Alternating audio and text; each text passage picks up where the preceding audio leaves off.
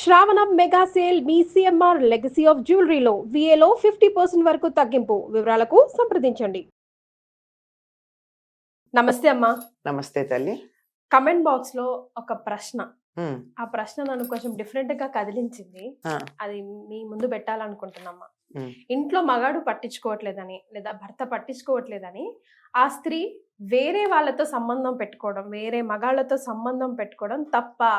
ఎందుకు తప్పవుతుంది తప్పనిసరిగా తప్పమ్మా. అందులో మొహమాటం ఏం లేదు. మరి?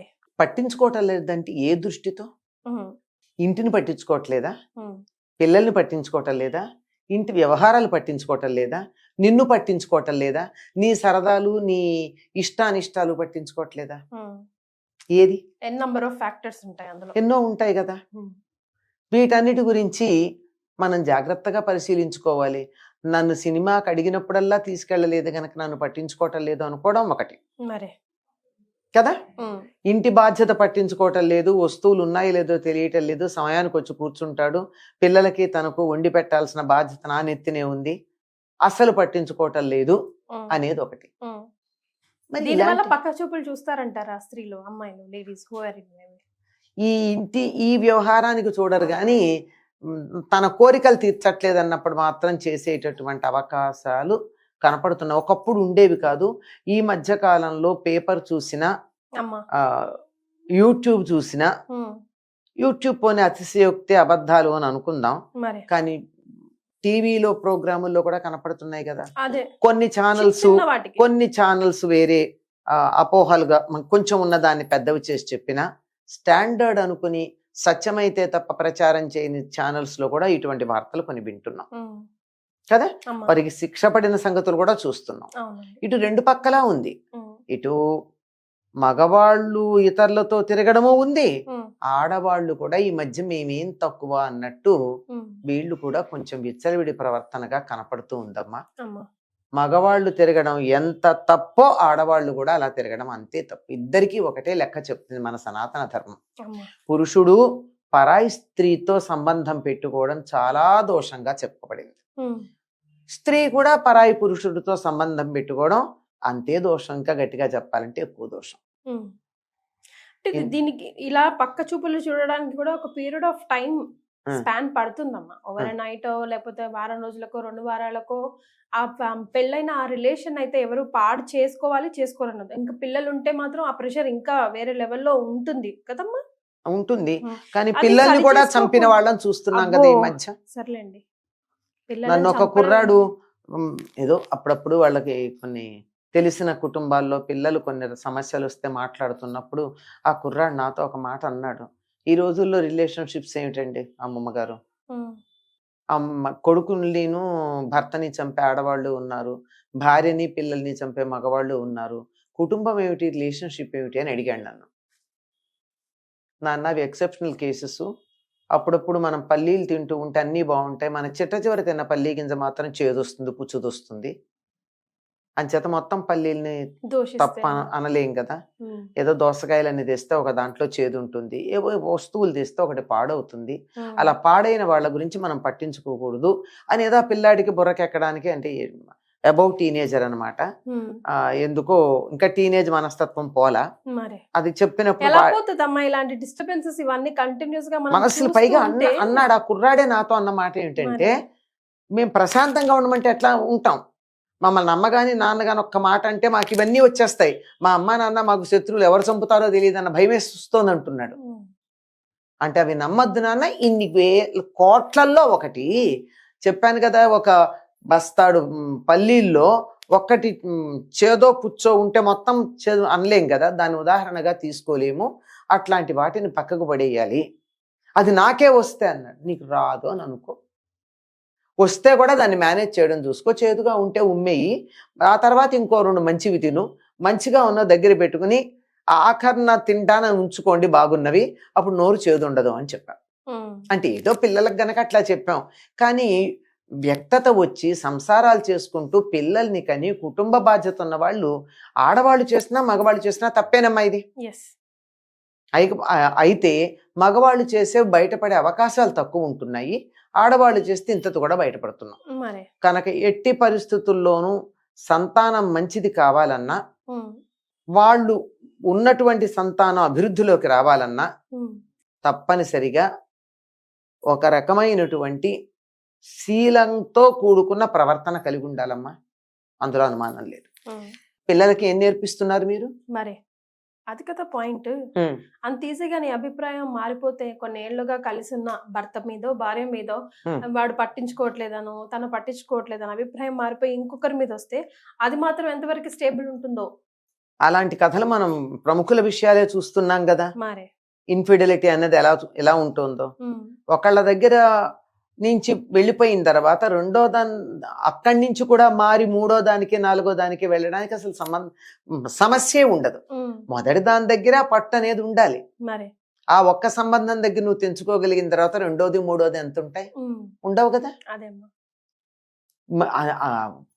పట్టుబడితే అల్లరి ఆగం, జీవితం ఉండదు. పట్టుబడకపోతే కూడా ఎప్పుడో ఒకప్పుడు నీ గిల్ట్ నిన్ను బాధ పెట్టదా? మరి అపరాధ భావన ఉండదా మనస్సులో? 100%. అది ఉండగా ఎలా బతుకుతారు? దాన్ని ఓవర్కమ్ చేయడానికి రకరకాల తాపత్రయాలు పడతారు కదా. లోపల ఎప్పుడైతే అపరాధ భావన అంటారు, గిల్టీ కాన్షియస్ ఉంటుందో దాన్ని పోగొట్టుకోవడానికి చాలా తిక్క వేషాలన్నీ వేస్తారు. ఇలాంటి వాళ్ళని చూస్తే పాపం పిల్లలు ఏమైపోతారు ఇప్పుడు అదే నేను కుర్రాడితో మాట్లాడానని చెప్పాను కదా, ఎంత బాధపడుతున్నాడంటే ఆ పిల్లాన్ని మళ్ళీ నార్మల్ గా తీసుకురావడానికి కొన్ని వందల గంటల్ని వెచ్చించాల్సి వచ్చింది. అప్పుడప్పుడు మీరెంత సంజాయిస్తున్నా మీ మనసులో కొంచెమైనా మీకు కూడా అనిపించి ఉండుంటది కదా, మరి ఎందుకు ఇలా జరుగుతుంది? ఎందుకు అనిపించదమ్మా?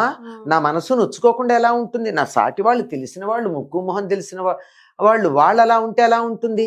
తెలియని వాళ్ళ సంగతి వదిలేయండి. మరే తెలియని వాళ్ళ సంగతి వింటేనే, టీవీలో చూస్తేనే మనకు ఆ రోజంతా మనసంతా చేదు తిన్నట్టు ఉంటుంది. ఇంతకీ అది అపోహ, పిల్లవాడది. అది అసలు నేను చెప్పొచ్చేది అపోహ. ఆ అపోహ పోగొట్టడానికి చాలా ప్రయత్నం. ఎందుకంటే నాకు అందరూ తెలుసు కనుక, కుటుంబం అంతా తెలుసు కనుక అపోహ పోగొట్టడానికి చాలా కష్టపడాల్సి వచ్చింది. ఎందుకంటే ఇవన్నీ చూసేమవుతోంది, చిన్న తేడా వస్తే అది ఇదే అని అనుకుంటున్నారు. అది అంచేత చాలా తప్పమ్మా. ఎట్టి పరిస్థితుల్లో కూడా మీరు తప్ప అని ఒక ప్రశ్నలో అడిగారు, పక్క చూపులు చూస్తే తప్ప అని. తప్పే అందమానం లేదు. ఎందుకంటే సనాతన ధర్మంలో ఒక పురుషుడికి ఒక స్త్రీ, ఒక స్త్రీకి ఒక పురుషుడు. ఈ మాట అనంగానే మీరు చాలా మంది అడుగుతారు, డెఫినెట్లీ దీనికి కామెంట్ బాక్స్ లో పెడతారు ఏమని, ఒక స్త్రీకి ఒక పురుషుడు వరకు బానే ఉందండి, ఒక స్త్రీకి ఒక పురుషుడికి ఒక స్త్రీ అన్నది సమాజంలో కనపట్టలేదు కదా అని. అంతే కదా. కాది కూడా తప్పే, సపోర్ట్ చేయటం లేదు, అది తప్పే. నిజంగా అలా వివాహితుడైనటువంటి వ్యక్తితో సంబంధం పెట్టుకుని ఆడదాన్ని కూడా ఒప్పుకోకూడదు. తప్పు కదా. ఆవిడది తప్పుంది, అతడిది తప్పుంది. అట్లాగే వివాహిత అయినటువంటి స్త్రీతో సంబంధం పెట్టుకున్న మగవాడిని క్షమించడానికి వీల్లేదు. ఇవన్నీ ఎక్స్క్యూజులు ఏమో అనిపిస్తుందమ్మా. నా భార్య పట్టించుకుంటలేదు, నా భర్త పట్టించుకోవట్లేదు. ఏమిటి పట్టించుకోవడం? నాకు అర్థం కాని విషయం. పట్టించుకోవడం ఎందుకు చెప్పాను కదా. నేను చెప్తున్నాను, ఇప్పుడు మాట కాదు, సుమారుగా 50 ఏళ్ల క్రితం తను అడగంగానే సినిమాకి రెడీ అయ్యి కూర్చుంటే వాళ్ళ అమ్మకి బాగాలేదని హాస్పిటల్కి తీసుకెళ్ళినందువల్ల దూరంగా వచ్చేసినటువంటి వెల్ ఎడ్యుకేటెడ్ లేడీ నాకు తెలుసు. నాకన్నా మీ అమ్మ ఎక్కువ అని. ఆ రోజు కాకపోతే సినిమా రేపు వెళ్ళొచ్చుగా. నా మాట కాదంటాడా? అమ్మ ఎక్కువ నాకన్నా. ఇలాంటి విషయాలు ఇలా ఎన్నున్నాయో. ఉదాహరణకి ఇది చెప్పదగిన విషయం గనక చెప్పా గానీ ఇలా నలుగురిలో చెప్పుకోలేని అంశాలు కూడా కొన్ని ఉంటాయి. పట్టించుకోకపోవడానికి కారణం ఏమిటో తెలివిగల ఆడదైతే కనుక్కోవాలి. ప్రెషర్ ఉందా, ఆఫీస్లో ఏదన్నా ప్రాబ్లం ఉందా, మెంటల్ ప్రెషర్ ఉందా, ఆరోగ్యంలో ఏమన్నా తేడా వచ్చిందా? ప్రస్తుతం మనం తినే ఆహారాల వల్ల రకరకాలైన సమస్యలు వస్తున్నాయి. స్త్రీ పురుష సంబంధాలను చెడగొట్టగలిగిన ఆరోగ్యం చెడిపోయేవి కూడా ఉంటున్నాయి కదా. ప్రత్యేకంగా దానికోసం తయారైనటువంటి ఆహార పదార్థాలు మార్కెట్లోకి విచ్చలవిడిగా వచ్చేసాయి. మగవాళ్ల మగతనాన్ని నిర్వీర్యం చేసేటటువంటి పదార్థాలు బాగా వచ్చేసాయి, పర్పస్ఫుల్ గా వచ్చాయి. అంటే భారతీయుల యొక్క వై క్రోమోజోమ్ చంపేయాలనేటటువంటి ఒకనొక కుట్ర అలా వచ్చాయి. అందువల్ల అలాంటిది ఏదైనా ఉందా?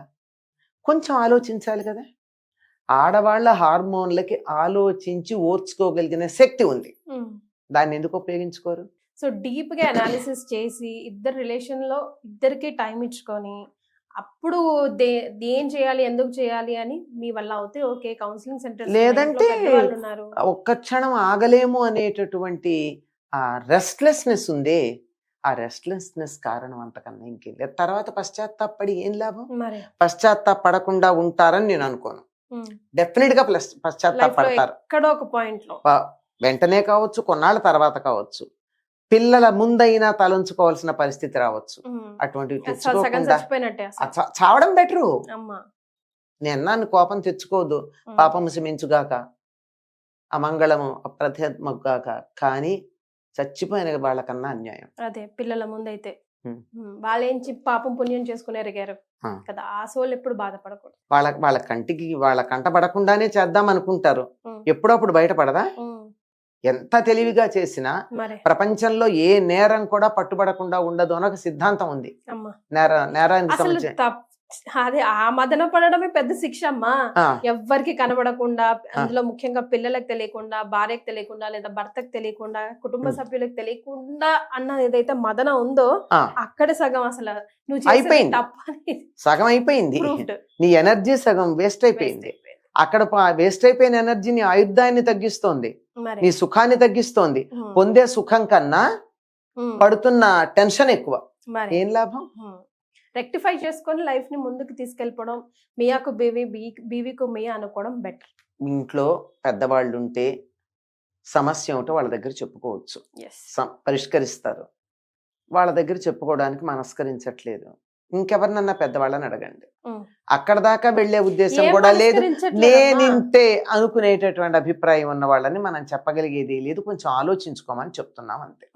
డిస్కస్ చేయలేనంతగా నువ్వు మదనపడి ఇంకొక పక్క చూపులు చూసే బదులు బయటపడి అక్కడ సిగ్గు వదిలేసి డిస్కస్ చేసి ఇద్దరం కూర్చోబెట్టుకొని మాట్లాడుకోవడం అది బెటర్ కదమ్మా. ఇంకా థ్యాంక్ యూ సో మచ్ అమ్మా. నమస్తే.